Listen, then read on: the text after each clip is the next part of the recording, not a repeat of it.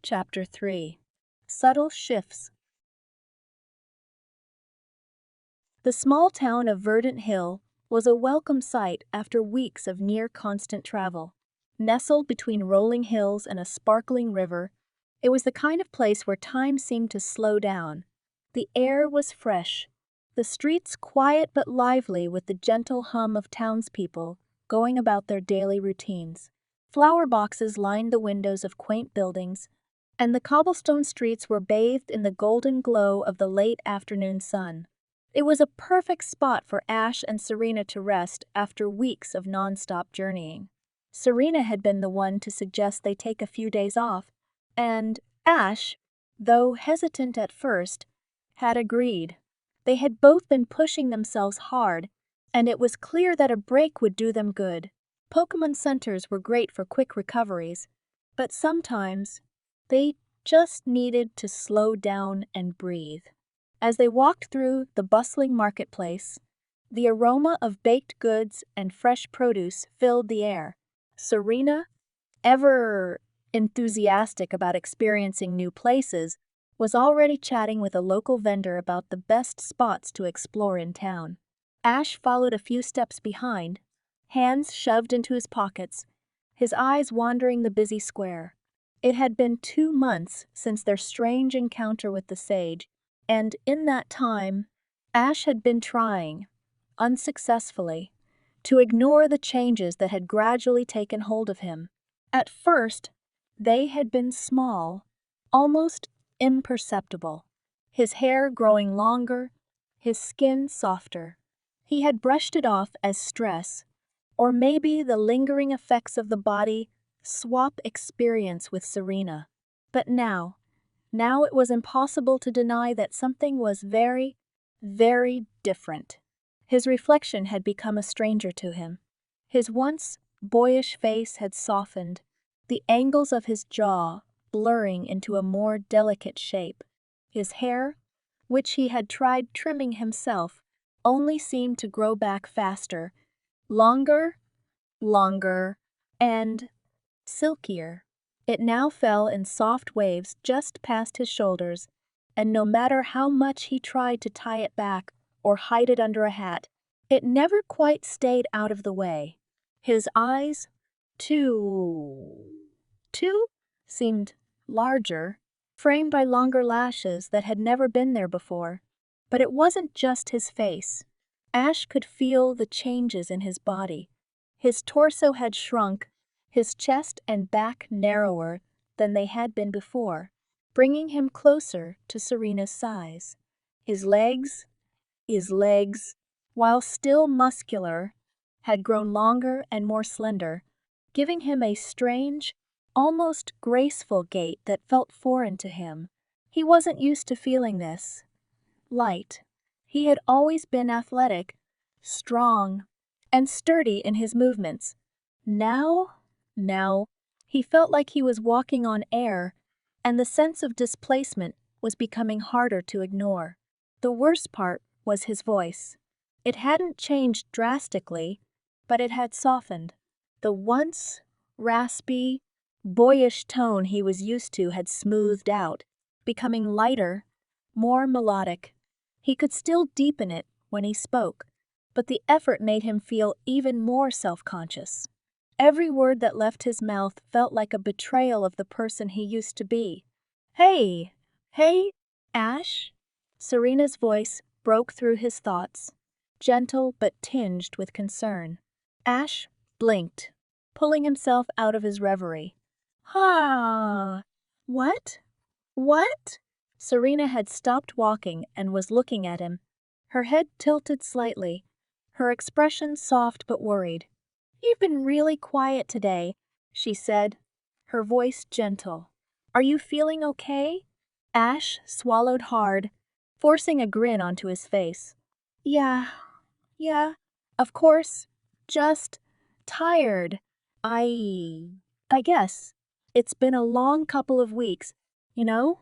Serena studied him for a moment, her eyes lingering on his face as if searching for something.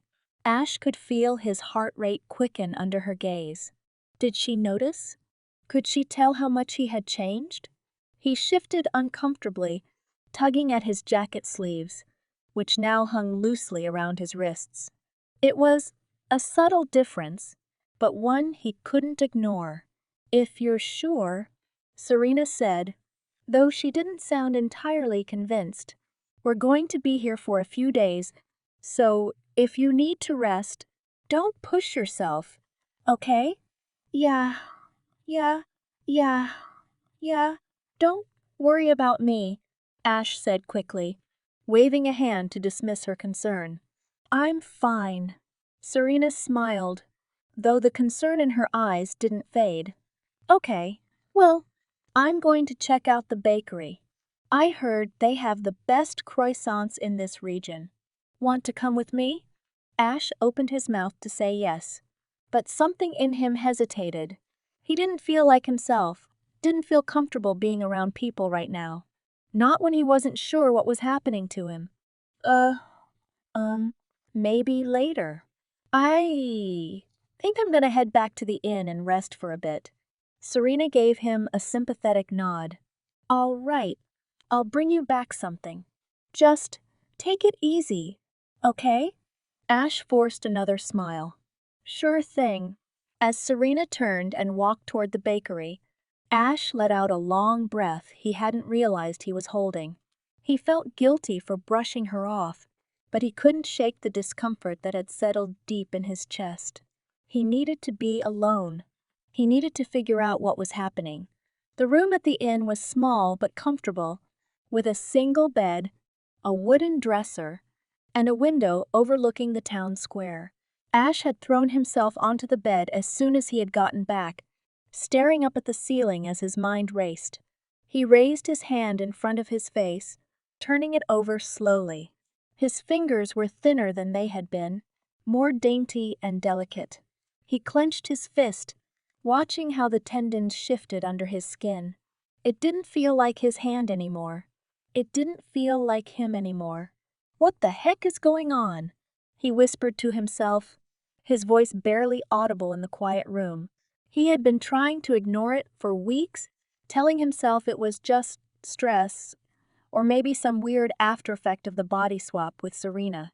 But now, looking at himself, really looking, he couldn't deny it anymore. His body was changing, and not in the way bodies were supposed to change. He wasn't growing taller or stronger. He was shrinking, becoming softer, more feminine. His height had leveled out to match Serena's exactly. He had realized it a few days ago when they had stood side by side in front of a shop window. He had always been taller than her, by at least a few inches, but now they were almost identical in height. His clothes didn't fit the same way they used to. His jeans were tighter around his hips, but looser around his waist, and his jacket, once snug and fitting, now hung awkwardly on his slender frame. He sat up slowly, moving to the edge of the bed and pulling his knees up to his chest. His legs, now longer and more slender than they had been, folded neatly against his body. He rested his chin on his knees, staring at the floor, trying to make sense of it all. His thoughts, too, had begun to change in subtle ways. He found himself thinking more about performance and grace, about elegance and style. It wasn't that he didn't care about battling anymore. He still loved the thrill of a good fight, but there was something else tugging at the edges of his mind. He kept imagining himself on a stage, performing with the same poise and confidence that Serena had. He could see the audience, hear the applause, feel the rush of excitement that came with captivating a crowd. It was strange. He had never been interested in that kind of thing before. But now, the idea of performing, of being seen, admired, was becoming more and more appealing. Ash shook his head, trying to force the thoughts away. What was wrong with him? Why was he thinking like this? He wasn't a performer. He was a Pokemon trainer. Battling was his life. That's what he was good at. That's what he wanted to do. But did he still want it as badly as he once had? The thought crept into his mind unbidden, and Ash felt a cold pit form in his stomach. He had always been so sure of himself, so certain of his path. But now, with every passing day, that certainty seemed to slip further and further away. That night, Ash's dreams were filled with strange, vivid images. He was standing on a stage, the bright lights blinding him as he looked out at the audience.